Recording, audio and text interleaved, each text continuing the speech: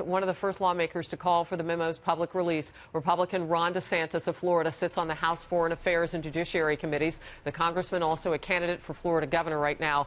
Great to see you today. You heard me going back pretty tough.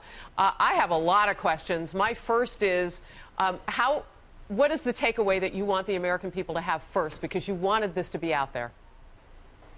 Well, I think that it answered a lot of important questions, but it also raises others. I mean, it answers the question about, did the FBI use this Democrat Party-funded dossier to obtain surveillance? And the answer to that question is yes. How important was the dossier? Well, the memo points out that Andrew McCabe in his testimony said that there would not have been an application for surveillance but for the dossier. So whatever percentage the dossier was, based on his testimony, there would not have been surveillance issued if you didn't have the dossier. Then you look at somebody like Bruce Orr, who is one of the top-ranking officials in the Obama Justice Department. His wife is working for Fusion GPS, which, of course, is being funded by the Democratic Party and Hillary Clinton. And she's feeding Orr all this negative research on Trump, unverified research, as even James Comey has admitted.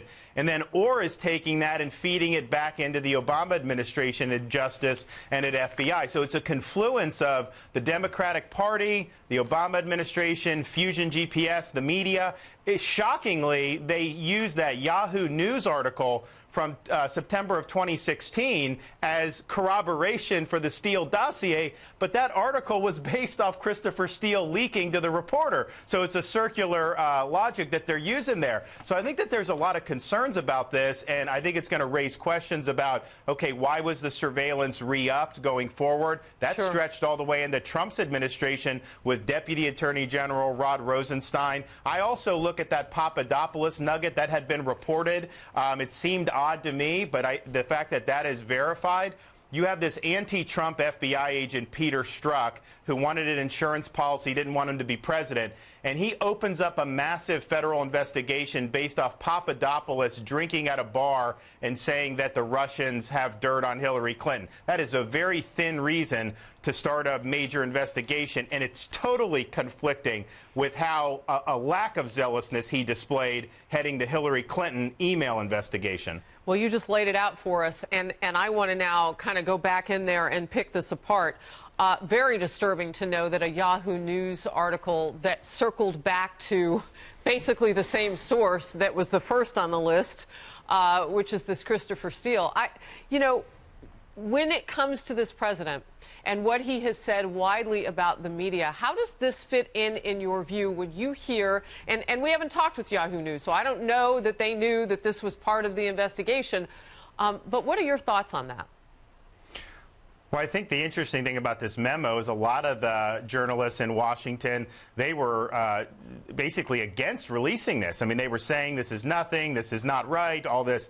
They have no compunction about printing classified information. They have no compunction usually about using anonymous sources. In fact, this whole Russia narrative was based off anonymous sources, months and months of leaks from the bureaucrats to the media. And now all of a sudden they don't want this information to come out, which is being done pursuant to a lawful process contained in the rules of the House of Representatives. I think what this shows is this whole Russia stuff was, I think, much more wishful thinking on the part of FBI agents like Peter Strzok, who didn't like Trump, the anti-Trump media, who obviously didn't like him, and of course the Democrats who were running a campaign against him. And it just seems to me that they always thought the worst about any piece of information they would get, and they took aggressive investigative steps, the likes of which they certainly did not take when they were investigating Hillary Clinton. So I think the reason why a lot of the press has been opposed to releasing this memo, because I think they're so invested in this collusion narrative, and it just bears repeating, Harris. I mean, here we are, we're in 2018 now, and we still don't have evidence of any Trump-Russia campaign collusion. Well, you know, we'll look closely at this memo, but if, you know, there's got to be documentation, I would imagine, transcripts from what people said and that sort of thing. This is just 3 1/4 pages, so there's definitely more to it that maybe we can and cannot see. But if these are the high or the lowlights, if we want to put it, there's a lot that's troubling in here. My question for you is, based on the fact that this FISA warrant was obtained and then even extended under Rosenstein, the current deputy AG, Are you concerned that there are other situations inside the FBI where maybe the things were not followed the way that they should have been? Are we taking a look at the FISA court? Where are your concerns now?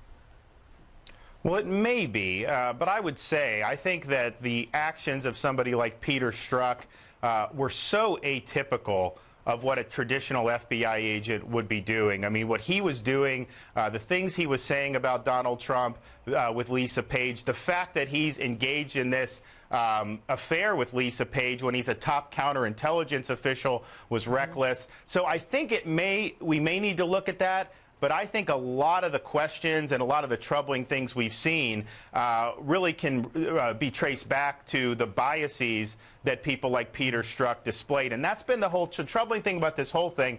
You start with the Hillary case, you go up to the present.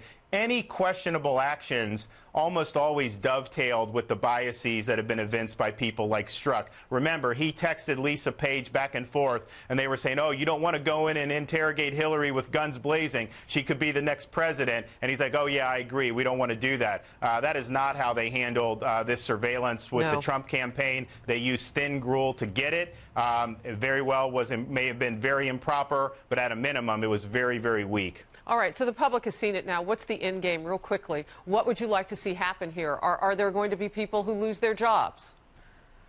I think there probably will be. I think Rosenstein's going to have to come to the Congress and explain his role in extending it. I mean, did he go back and review it and he was satisfied, or did he just extend it? And is he going to be able to justify this as a proper use of FISA? It's a very important question that needs answering. Congressman DeSantis, from the beginning, we've been talking with you about this, and now the memo is out for people to see. Thank you very much for your time.